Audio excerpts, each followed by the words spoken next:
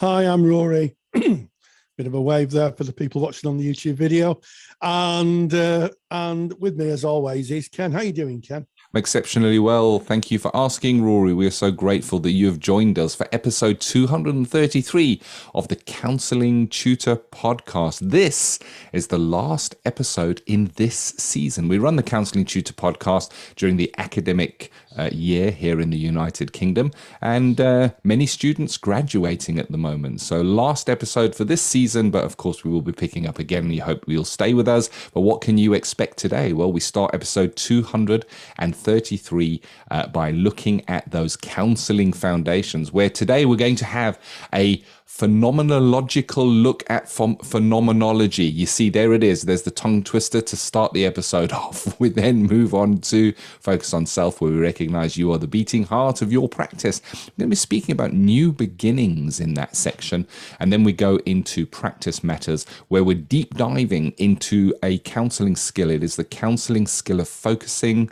It is a recent meetup that Rory had interviewing Sally-Anne Armitage, who loves skills and speaks with great passion about the skill of focusing. But kicking us off today, phenomenology, Rory. Yes, yeah. I'm almost tempted to go phenomenon, boo, boo, boo, boo, boo, because it's an interesting philosophy, and it is the philosophy of experience. So this is quite crucial, isn't it, to counselling, that we have that we work with our clients' experience, and phenomenology is a philosophy based around how we experience. And you can trace its roots back really to the 1800s, and a couple of very, very influential philosophers, Edmund Husserl being one of them, and Martin Heidegger, who both talked about Dasein, which is German for being in the world. Isn't that a lovely for Dasein? Being in the world, existing in the world. And that, of course, forms the basis of lots of counselling approaches. And I say lots because a lot of people attribute phenomenology to person-centered therapy, and almost certainly Carl Rogers built his theory around the perception. 19 propositions, of course, was a phenomenological approach to exploring the client's lived experience. However, there's other therapies draw strongly on phenomenology. Transactional analysis, in its modern form, draws on it. And in fact, newer, more informed models of CBT draw on clients' experience. It's one that's really worth exploring, I think, if you're a practitioner, because it's such a rich seam of philosophy and speaks to the heart, I think, of the human condition, Ken. I like it. So phenomenology, it took me a while to get my head around it. When I first heard about phenomenology when I was studying, didn't quite get it. And I even read the textbooks, and it just didn't make any sense to me. And over the years, my phenomenological experiences have kind of made me go, okay, I get it now. And phenomenology, if you're kind of struggling with the base meaning of it, it is how we interpret the world, our place within the world, and what is happening around us. And it is individual to ourselves. And an example of that is if we live in the north of Wales, and we live in a little cottage, and all around us are these massive rolling green fields, and I look out with a big smile on my face and I go, this is the place to be. I've worked hard and for many years to get to where I am now, and I'm so happy. Then I look to my daughter, who's 18. She's looking at the same fields. She's living in the same house. She's having the same experiences as I'm having. And if I ask her how it is for her, she goes, it's really boring. I want to have nightlife. So it's really interesting. Two people can be in the same position, having kind of the same experiences, but view it very differently. So it's an idiosyncratic way of how we see the world and how we interact with the world. It's phenomenological, and each phenomenological view is unique. So your view of the world is unique to you. It's 100% unique to you. How you see the world, how you feel the world, how you interact with the world, how the memories and your past and all of that kind of manifest in who you are today. It's phenomenological. Have I understood that correctly, Rory? You have, Ken. That's a beautiful rendition of phenomenology. And, our experience is sometimes referred to as the phenomenological field, our field of vision and experience. And I too was out and about the other day, and I was out with my 2-year-old granddaughter, Izzy, and she found a daisy. And to her, it was the entire world. She might have found gold bullion or some lost treasure, but this was absolutely everything. Her phenomenological experience was that this was just the greatest thing she's ever discovered. And as those of us who've had children or been around children know, that happens because it's a first, and she was holding this daisy up and telling me about this daisy. And what was really interesting was that I had to work really hard to enter her frame of reference, because to me, it was one of many daisies that were along the side of the canal. But once I did, the joy that we shared together was phenomenal. Did I really say that? Phenomenal. And I think it speaks to meeting our clients, doesn't it? Clients can talk about things, and sometimes I've heard student supervisees say, well, there's not a lot of material. The material's a bit thin. And I say, meet what they're saying, meet the understanding, the essence of what they're saying, and it will be a lot less thin. It will be meaningful. It's because you're coming from your frame of reference. If you could get into the client's frame of reference, it will be as meaningful or nearly as meaningful for you as it is for them. But you have to work at it. You have to give yourself to that frame of reference, like I did with Isabella and the daisy. Yeah, you entered that phenomenological place from which she was seeing that miracle, which it is. To see a daisy for the first time through those fresh eyes as she was experiencing is just incredible. And I guess we become jaded over the years. How many daisies might you have seen, Rory? Maybe you started at one stage picking a daisy up, maybe before you have memories you can kind of recall, and you looked at a daisy that way, because that's where you were phenomenologically at that stage. That's where your granddaughter finds herself at the moment. And it's our ability to put aside who we are, the road we've traveled, in order to be there with our clients. And I loved how you used frame of reference, specifically when we're looking at person-centered theory. We're required to enter the frame of reference of that client that's in front of us. And if your supervisee is coming to you and saying, as you said, Rory, oh, the material's a little thin, that is their very own unique phenomenological view of the material that has been given. Something that is tiny and small for one person is massive and life-changing for another, because of how we perceive the world. And each one of us is so unique. And it's interesting, we have 5 senses that we use to interact with the world. We can touch things, we can smell things, we can hear what's going on, we can see what's going on. And this is, of course, if all of those are I guess, active within us. And I recognize that for some, they're not there, and you may have less senses, but generally there are 5 senses in which and that's all we have to interact with the world. I'm a bit of a Trekkie fan, and we speak about Star Trek from time to time here on the Counselling Tutor Podcast. And in Star Trek, when they get to a new location, they pull out what's called a tricorder. And a tricorder is a device with sensors on it, and they turn it on and it tells them what's around them. And I guess we have our own tricorders as humans, which will be our vision, our hearing, our taste, our touch, and our smell. And that is how we interact with the world. Everything we are, every memory we have, is created from those senses. It comes in via those senses, and those are the only senses we have. Of course, we can talk about the 6th sense. We can talk about our emotions as being something separate to that.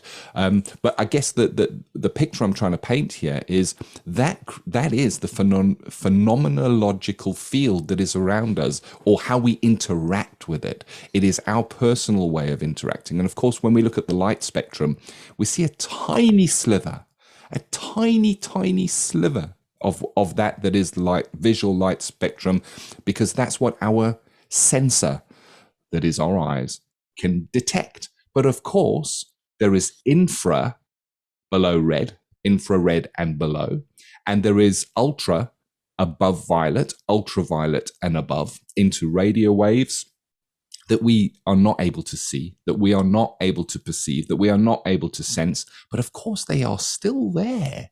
So I guess what the world is and how we experience and what we can sense and our part in the world may be very different and unique to each individual.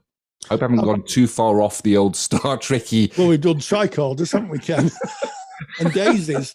You're absolutely right. It's how we become a human tricorder, how we engage with the world. But the interesting question, and the question that kind of hangs with this, is our experience authoritative? In other words, is our experience actually what we believe it to be? And Carl Rogers had an interesting take on this. He said, my experience is not authoritative because it's infallible. It's the basis of authority because it can always be checked in new and primary ways. In this way, it is frequent. It is frequently error or fallibility that's open to correction. And here we have really the kind of rich material that therapy is made out of, where a client may say something that they believe to be true, but actually a gentle challenge may actually alter the way they view the world. And there is a bit of a debate in therapeutic circles. Should we allow clients to just have their authoritative view on the world and actually work with it? Or should we give them an opposite view to help them see something? So if you have a client that says, I'm stupid, do we allow them to just sit with that idea that they're stupid? Or do we help them see what we can see in them and help them develop that edge of awareness? And I think that's the tension that lies within therapy. It's a tension between the client's authoritative view of the world and actually that edge of awareness that is just, we can just about see it, but it's still not clear to us. And that's where therapy helps. It expands that edge of awareness and brings new possibilities. I love that, Rory. That is a really good example as well, using the client coming in with such a presentation. And I guess, as always, Rory and I are not here to tell you what you should do. We're not making any suggestions. I notice Rory didn't say what you should do in that situation. Oh, no. It just says that there is a debate or an argument or two sides to that. No, it's for you to decide. It's your practice, and you're going to be working to your modality. We're two peers that come together and we have the discussions. I like that. Where do you go with that? And I'm not asking you, Rory. I'm just kind of asking myself with what you've given there. I can spend a good few hours just on that scenario. So a client comes in and says, I feel I'm so stupid. Do you contradict their frame of reference and kind of go in there, and by whatever means you do it, you're basically saying, no, that's not what I see. Never mind what you see and what you feel. Let me tell you what I see here. I don't see a stupid person. Or do you share what you see from your frame of reference in order for them to maybe challenge maybe an irrational belief they have in themselves? Oh, hey, that's good stuff to take into supervision when you find that coming up in your practice. Oh, that's definitely the meat and potatoes, or a vegan alternative. No letters, please. They'll be flowing in more. I wanted to just kind of add in, when you were talking about that, the client coming in. What can also happen is you can find a client that comes in, they're in a certain place, so their frame of reference is A. They can go away, and 2 weeks later, their frame of reference can be B. And I'll give you an example of that. Had a big fight with my partner, and they are this and that and the next thing, and I don't want to carry on with this, and that's it now, and I've got to get away out of this relationship. And 2 weeks later, the presents and the gifts and the sorries and everything is now. And sometimes we're asked to be there in that frame of reference, and kind of understanding that the phenomenological way in which we experience the world can change from moment to moment. It's like the weather. The sky is always there, but sometimes the clouds come in and they will obscure. So the person is still the same person, but they may present in different ways depending on what is happening to them phenomenologically. Absolutely, Ken. And it may be that someone has been told they are a certain way, and their phenomenological view of the world is fixed to that, introjected values and conditions of worth we talk about in person-centered therapy. Injunctions we may talk about in transactional analysis. If it's CBT, we may talk about irrational thinking or automatic negative thoughts. And I remember many years ago sitting with a young client when I was a child therapist who had a very, and I've done this quite a few times, who had a very kind of down view of herself. So I said, write 3 things about yourself on this piece of paper you believe to be true. And she wrote them down. I said, I'm going to write 3 things that I observe about you that I believe to be true. Of course, they were the total opposite. And what was really interesting was that she says, well, you're seeing this. And I said, well, that's what I see. I said, I'm not saying it because I want to be kind or nice to you. This is me telling you my truth. I didn't use the word phenomenological, but how I perceive you, which is kind of the same thing. And it had such a positive impact because it gave her a different view of who she was from someone who had no skin in the game. So I was just her therapist. I mean, I was just a hired help, really. And it made such a difference. So holding that tension between the client's perceived view of themselves and how you view the client, and I think this is crucial, not your views, not your wider views, but how you view the client are 2 very, very different things. And I think it's really, really useful to have somebody give you feedback and say, well, certainly the feedback I've received through the years as someone who left school with no qualifications and feeling rather dim because of my dyslexia, mainly because I was told that on a daily basis. My tertiary education was just being told how thick I was, to be honest. And to be told by someone else that actually, no, you don't fit into the mainstream, but actually you've got smarts in different directions and you should build on those. Big life-changing observation. And here we are. And there's the key, isn't it? Big life-changing observation. When our phenomenological view changes, it can have massive impact, positively and negatively. So it is an important theory, and Rory has created a super duper handout. This handout is going to be really, really useful if you are studying person-centered theory, or if you practice person-centered theory, because it's phenomenology in the person-centered counseling. It's going to give you a little bit of the history in there, explain what phenomenology is and how it influenced Carl Rogers's thinking. So that is a must-have download. It also has links to how phenomenology, wow, this word, Rory, links to the person-centered theory, and it's got some brilliant references in there as well. So if you want to grab Rory's super duper handout, you can find that by going to counsellingtutor.com. That is our website. Top of the website page, you'll find our podcast tab. Click on that, go to episode 233. The handout is right there for you in the page. So there it is. Those important foundations that we lay. And then the focus on self today, we're looking at the new beginnings, Rory. Yes, well, at the time we're making this podcast, which is in the June of 2022, we're coming to the end of academic years. And also a lot of people may be thinking about moving jobs or changing careers or generally having a bit of a kind of audit of their lives. And I think rightly we put a focus on endings and what endings mean. But I've always been fascinated by new beginnings. Maybe it's just the kind of person I am. I'm sure it is. But I don't put as much emphasis on endings personally as I do on what's next. Where are we going to go?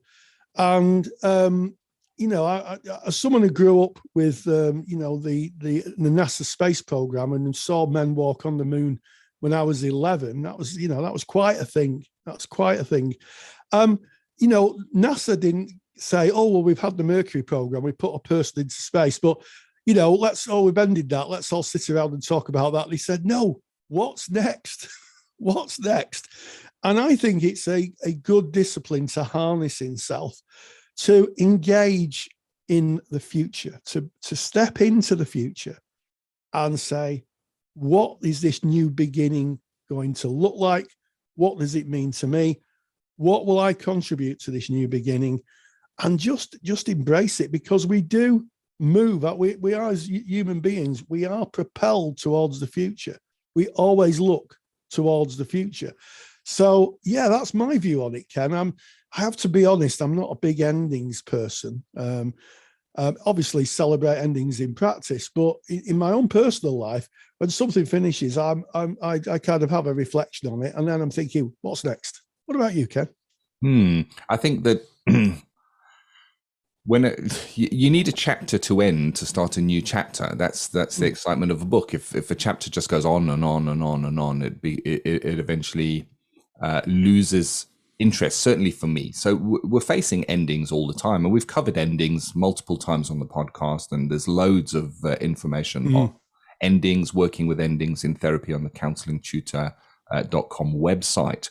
But I think that you've chosen a really interesting view on this, because with every ending, there is a new beginning. The same is true with our clients. If they come to the end of their sessions with us, they're moving on. What does that look like? How do you work with them around the new beginning that they may be going into? And I don't mean as in everything's going to change, but you're ending your session, so there is a change there. Change brings about new beginnings. And I think that, looking in our Facebook group at the moment, and we've got tens of thousands of people in there. If you're not part of our Facebook, go and join. Go on Facebook, type in Counselling Tutor. We'll let you in and come and join in the discussion. But there's a lot of discussion in the group at the moment from students who are either coming to the end of a year of study and might be picking up with more studies next year. And you can see the conversations are, what can I expect as I go into level 4? I've just finished my level 3. So that they're acknowledging the ending, but they're also acknowledging, what can I expect going forward? We're naturally curious about those new beginnings. And of course, there are others that are saying, I'm coming to the end of my studies. That's it now. I'm putting the studies behind me. What does that future look like? Will I go into private practice? Will I go and work in an agency? And I think that is a time of excitement. And I like how you've taken what is an ending, because it's the end, I guess, of this season of the Counselling Tutor podcast. And we're going to be quiet for a few weeks until we pick up again in September of 2022, if you're listening in real time. And that will be in itself a new beginning. It'll be a new beginning for the podcast, and the format will change. We change the format every academic year. And we can go, oh, this is sad. We can look back on what we did this year and talk about that with nostalgia. Or we can look forward and go, oh, what's it going to look like when we start again? And I think that's a really nice way of looking at an ending in terms of viewing it through the frame of a new beginning, Rory. Absolutely. And to embrace it and go into the future, and to paraphrase your Star Trek, to boldly go where no one has gone before. And I think that's really exciting. I remember in my final year, when I came to graduation, we all went out for something to eat. I had a Coca-Cola because I couldn't afford a meal, because I was a bit poor at that time. And I sat on the wall at a place near the college and near where I live called Wernthlow, which is very high. And I remember sitting on the wall with my Coca-Cola as everyone else was inside eating, and thinking to myself, this is it. This is it. And I was really on one of the highest places in Manchester, looking into the future. And I thought, this is it. And I went off into the future. I didn't spend too much time thinking about the past or the fact I wasn't going to college. I spent the time thinking, what will my future going to look like after committing 3 years of my time and eating beans on toast twice a week for 2 years and I've always had that view of the world. What's next? And, one of the things they teach you in teacher training is when a child or a student has finished any work, you say, that's really good. What's next? And I think it's a very, very healthy way of living life. It's healthy for me, and it's certainly proved very enlightening. That's all I'll say. What's next has been very enlightening, Ken. It is, and we started this episode by speaking about phenomenology and how we all experience life differently and interact with life differently, and new beginnings can be exciting, but they can also be scary. The new beginnings can bring with them an unknown element. I was just speaking about what was going on in the Facebook group of what might it look like next year when I study? What might it look like as I go out into private practice? And maybe there's an energy you feel in your tummy or in your chest when you think about that, and the butterflies come up, and there's maybe uncertainty about what that new beginning looks like. Or maybe there's excitement, meeting a new friend or a new partner, can be an exciting new beginning. So new beginnings, I guess, come in many different flavors, and it depends on what it is and what it looks like and your relationship with it. It's phenomenological, trying to keep the theme there, Rory. You're keeping the Star Trek in. I'll keep on saying phenomenology badly and stuttering over it. Yeah. Well, that's you're absolutely right, Ken, and you're absolutely right. Our Facebook group, and if Ken's mentioned our Facebook group, if you don't know about our Facebook group, if you go to Facebook, type in Counselling Tutor into the Facebook feed, and you'll find our group. We're a closed group, but our moderation team will let you in. And there's thousands and thousands of like-minded people, tutors, there's students, there's qualified colleagues, there's supervisors. It's a real eclectic mix of people all talking about the world of counselling and psychotherapy. And the overall theme as of June 2022 is new beginnings. People are talking about what the world will look like. And I think embracing that, and to quote a lyric from a Liam Gallagher song, step out of the darkness unafraid, step out of the darkness into the light, grasp your light, because you only get one go at it, depending on your belief system, but certainly corporeally you only get one go at it. So I would say embrace new beginnings, because they are the future. That's it. Yeah.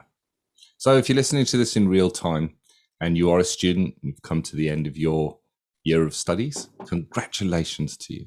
If you finished all of your studies and you're about to go out into practice, a big congratulations. We celebrate that with you. If it's just another year that you're going into, embrace it. It's a new beginning, whichever way you look at it. There you have it. That is our focus on self, those new beginnings, and now into practice matters. And practice matters, I love this section because we meet different people from different walks of life, different specialities. And Rory, you met up with Sally-Anne. Sally-Anne is lovely. I've worked with Sally-Anne on my personal passion project on counselling skills. I love counselling skills. Sally-Anne loves counselling skills.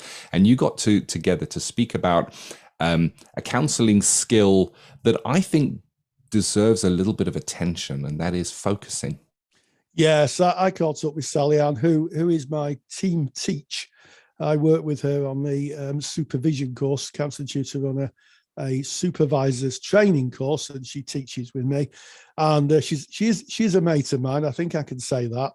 And she talks about the skill of focusing, a really important skill, certainly in time-limited therapy. And she's done a fabulous lecture for us, which will be available in the September of 2022, when we return from the academic break, on focusing. I met up with her, asked her what it was all about, and this is what she had to say. And we welcome Sally-Anne Armitage, who has done a fabulous lecture for the CSR Library on focusing. So Sally-Anne, you're very welcome. Hello, Rory. Yeah. Good to see you this morning, bright and early. It is, isn't it? We're recording this quite early in the morning UK time, so we're wiping the sleepy. I am wiping the sleepy dust from my eyes. I don't know about Sally. And the lecture you've produced is really about the work of Eugene Gendlin, isn't it? Who was if my memory serves me correctly, was a student of Rogers, worked with him at Wisconsin in what was called the Psych Project.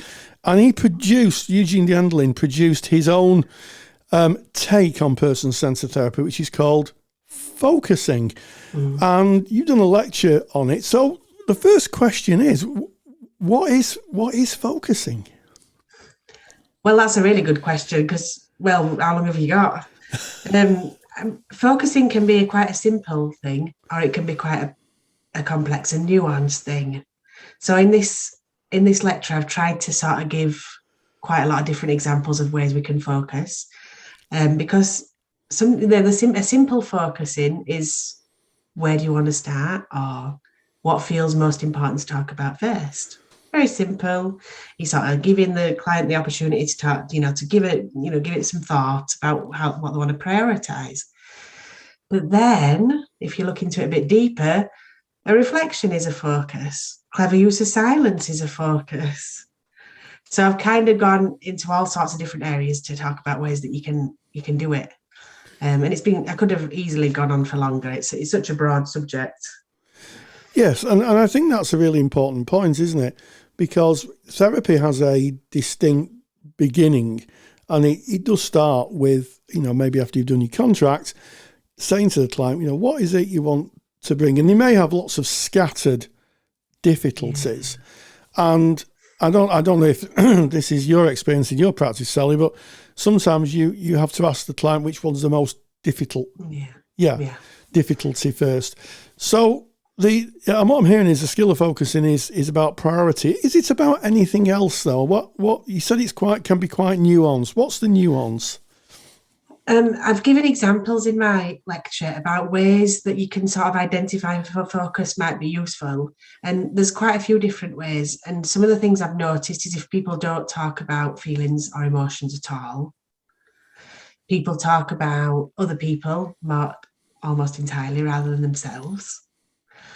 If they talk about loads of different stuff, like you said, they turn up and that first session, it's like, whoa, and there's this, and then there's that relationship, and there's this issue.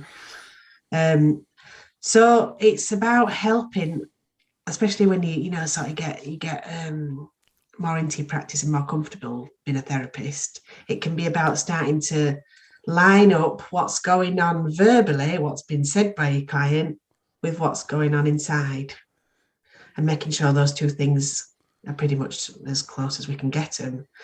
So, for example, if your client is saying, no, not bothered at all, actually. No, she can go ahead and do it. It's fine. Oh, no, it's fine with me. Okay, so what I'm hearing is it's fine with you, but when I listen to you, it doesn't sound that fine. That's what I'm noticing, And it's about picking up on an incongruence between deeper feelings and experiencing and what's coming out. Yes. I mean, I think that's a really good example.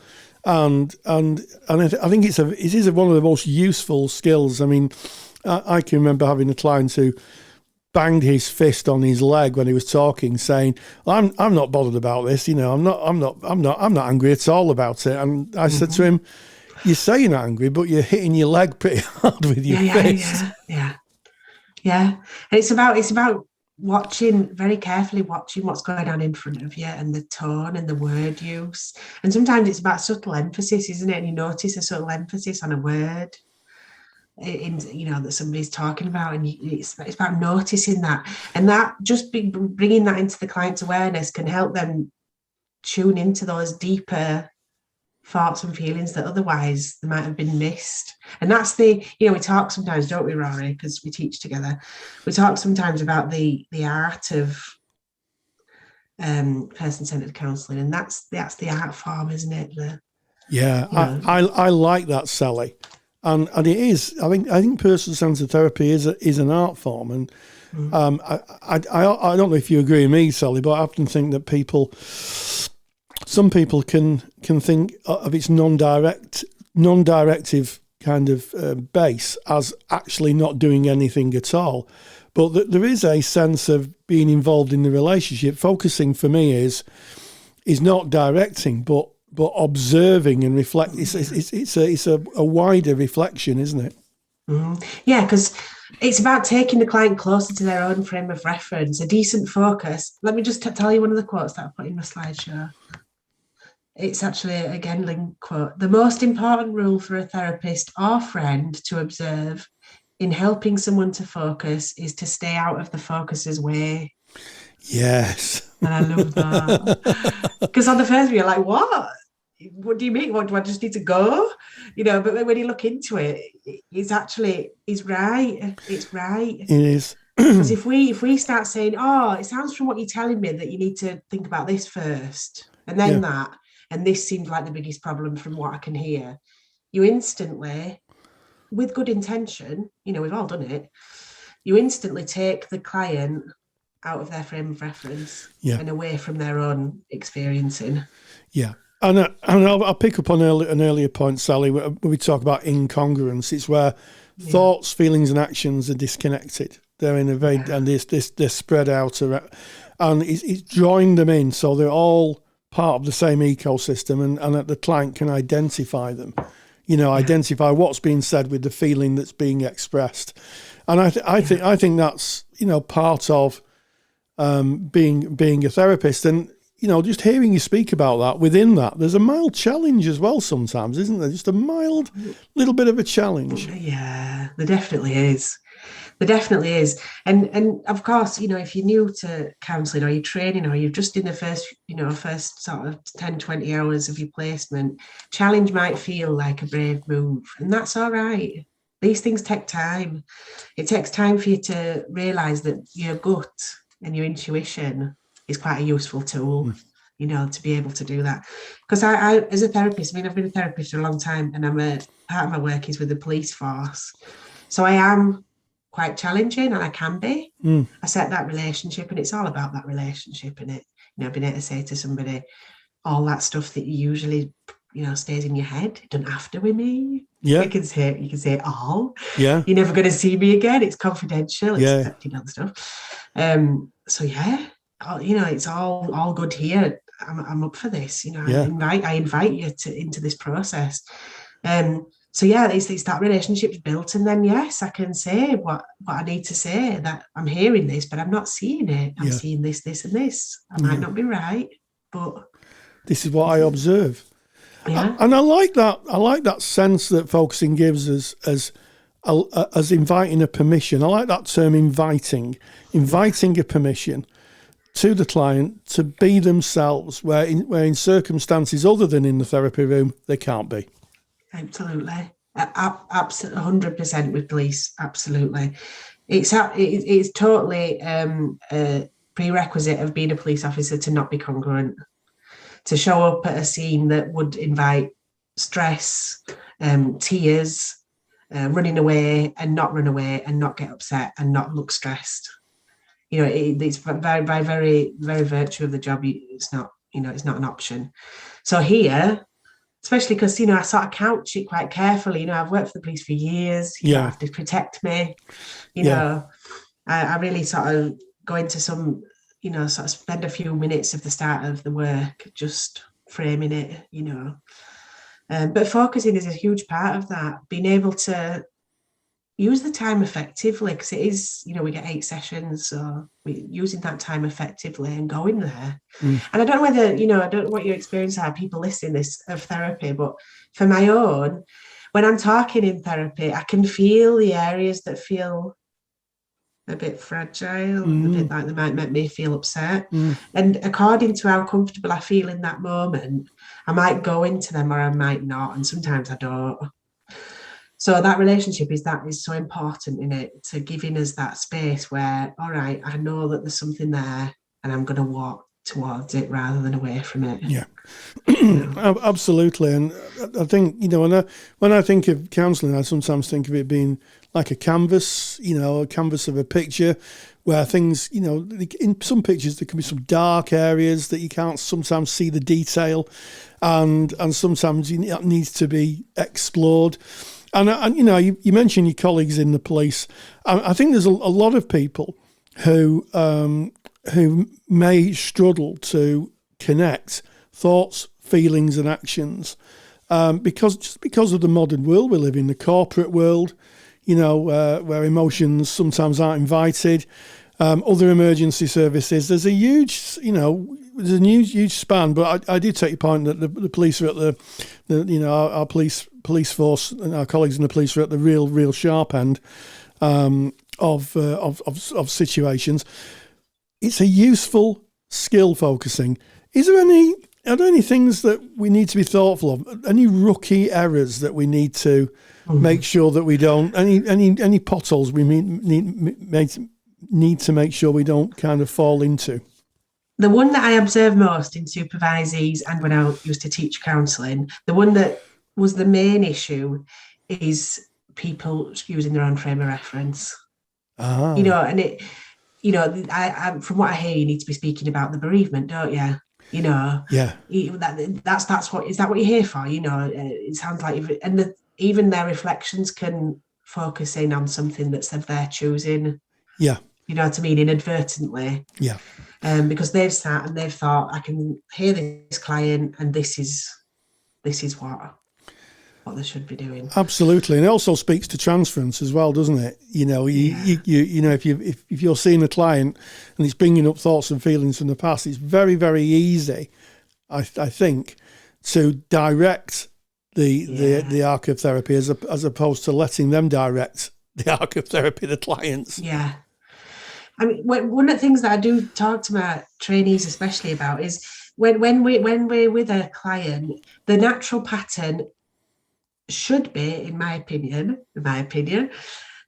should be that our intervention, what we say, should go back into what the client says. So client speaks, we go back into, client speaks, we go back into, and that should be the trend. Whereas what I notice with trainees is they lead to new. Yeah. Oh, have you thought about speaking to that person? Have you done anything that you can? Have you thought of anything where you can help reduce your stress? Onward. Yeah. Whereas we should be going backwards into and using the client's words and the client's emotions to frame our own intervention, frame what we actually say. Yeah. And that's what I notice quite a lot of as well. And I think that's interesting, isn't it? Because, it may be that that's a form of directivity that sometimes therapists don't recognise they're doing, by saying, maybe if you focused on the bereavement, maybe if you took time to look after your health or told that person. These are all external frames of reference, and they're generated by the therapist, aren't they? Yeah. They're not what's going on for the client. Yeah, and they lead the client out. Yeah. Not in. Yeah. I totally agree. Are there any times, Sally, where focusing can be quite hard work for the therapist? Yeah. And I'll tell you one that comes to mind straight away. You've kind of alluded to it already. If you've suffered something in your own life, some sort of trauma or bereavement, and maybe it's a little bit unsettled, even if it was miles of years in the past, it doesn't matter. If it's unsettled, it's unsettled. And that the client is kind of bringing a bit of that, you may focus away. Yeah. Avoid. Yeah. And you may, and it's kind of like, I suppose you could also call it rescuing, couldn't you? Yeah, you can. I think there's a good reason why we have the word rescuing. Yeah. And sometimes people think that it's rescuing the client, but actually it can be rescuing the therapist as well, can't it? Absolutely. Yeah. And we're not sort of sat here, are we, Rory, saying we know exactly how to do this. We never make mistakes. We're perfect therapists. It's not a thing, is it? Perfection is not. It's not an option in this profession. Even after all these, crikey, how many hours I've done I still walk away sometimes and think that were a bit pants. Yeah, I've had days like that where I've thought I've client's gone and I've sat down and thought that was rubbish. Yeah, yeah. And then other days, I'm like, hey, and one of the interesting things I think about through the arc of my practice is the times when there's the wowest moments is where the client's doing most of the work. Yeah, definitely. Yeah, because I think that's something if we find that we're working very hard, don't say too hard, when we're working very hard, then there's something might be happening, mightn't it? Yeah. If we're feeling like we are exhausted, and we've been doing a lot of the thinking and the figuring out, I think that can mean that we need to. Well, for me personally, it means that I need to shut up. Boop. Yes, and let the client take the lead. I think it was Marcus Aurelius who said we have 2 ears and 1 mouth, so we can listen twice as much as we speak. Yeah. And I think that's a very good axiom for our work as counsellors.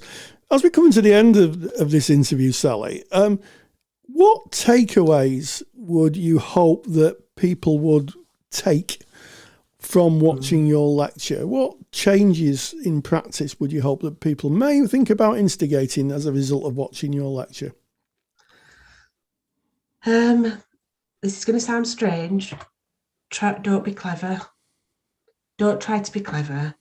Don't try to use all the skills in such a finessed way. Don't try to solve. Don't try to analyze and get somebody quickly. Just listen right from the top of your head right down to your toes. Join a person and listen.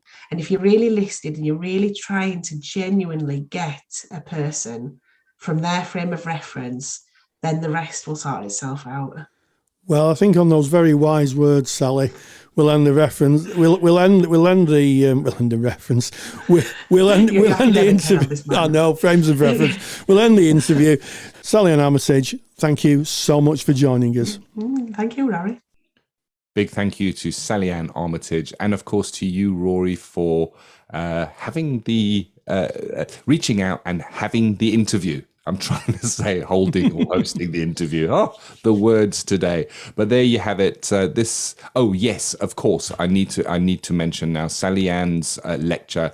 You did mention before the interview, Rory, but that will go live in the counselling study resource, and that will be in September of 22. So if you're a member, September 22, you can log in and have a look at that. If you're not a member of the Counselling Study Resource, so you are going to be studying next year, you can get a head start on the rest of your group. You can have a look at what you're going to be covering in your year. We've got the most of the schemes of work mapped out in there, and you can get more information on that by going to counsellingtutor.com.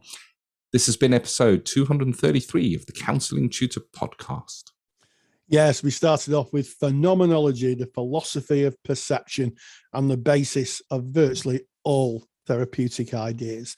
We moved on to focus on self, a bit of a celebration of new beginnings and going out into the world and moving into your life and embracing it. And I guess, having a phenomenological experience. And finally, we caught up with Sally-Anne Armitage, passionate about counselling skills, who talked about the skill of focusing. And as always, stay grounded and stay safe.